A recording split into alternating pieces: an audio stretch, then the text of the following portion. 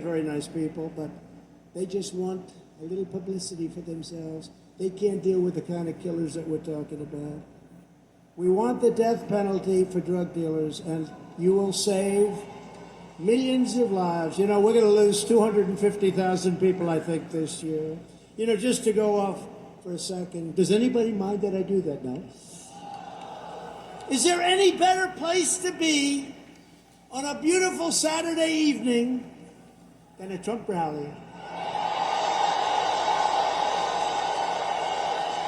I don't think so.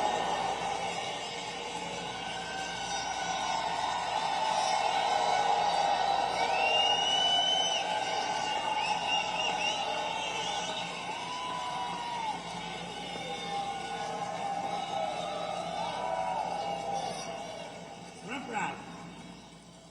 But just to go for a second, so, you know, I got to know a lot of the foreign leaders, and let me tell you, unlike our leader, they're at the top of their game. These are like central casting. There's nobody that could play the role in Hollywood. All of Hollywood, nobody can play the role of President Xi of China.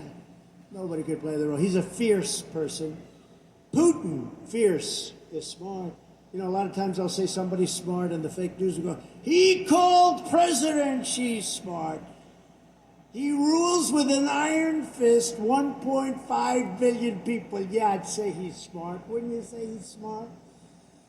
So I'm with President Xi, and I got along with him very well. I mean, once COVID came, it was just so, but we made a great trade deal with him, helped our farmers, helped our manufacturers. But I'm with him, and I really had a great relationship with him. And then I asked him a question. I said, President, he's president for life, by the way. So I call him King. I say, King. He said, but I am not king. I said, you are to me. You're president for life. It's the same thing. He will be very soon. You know, they're having another. By the way, do you notice a lot of ships are circling Taiwan? That wouldn't have happened either, by the way. But I said, President, could I ask you a very simple question?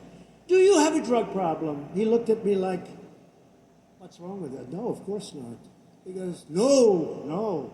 He's like, what the hell stupid question is that? No. I said, you don't have a drug problem with 1.5 billion people.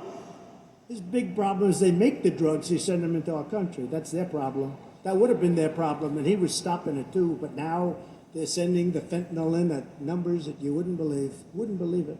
Pouring through that porous border at numbers you wouldn't believe. I had him very close to stopped. He couldn't do it. I told him he can't do it. So President, you don't have a drug problem. But why don't you have a drug problem? We have quick trial. I said, what is a quick trial? We immediately catch the drug dealer.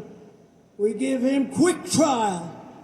And if he is guilty, which I would say probably they're batting, would you say, Oz, would you say they're about batting 100% or only 99? If the drug dealer is guilty, he is immediately executed. So we have no drug problem in China. And they have other countries like that too, Singapore, other countries.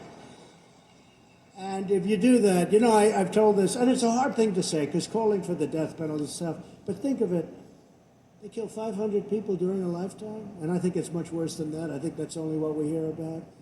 It would stop. If you didn't get it down 75, 80, 90% from day one, I'd be surprised. And these committees that they set up, it's laughable. It's a horrible thing. We would solve that problem so fast, and I'm calling on Republicans and Democrats immediately to get to Washington and institute the death penalty for drug dealers. You will no longer have a problem.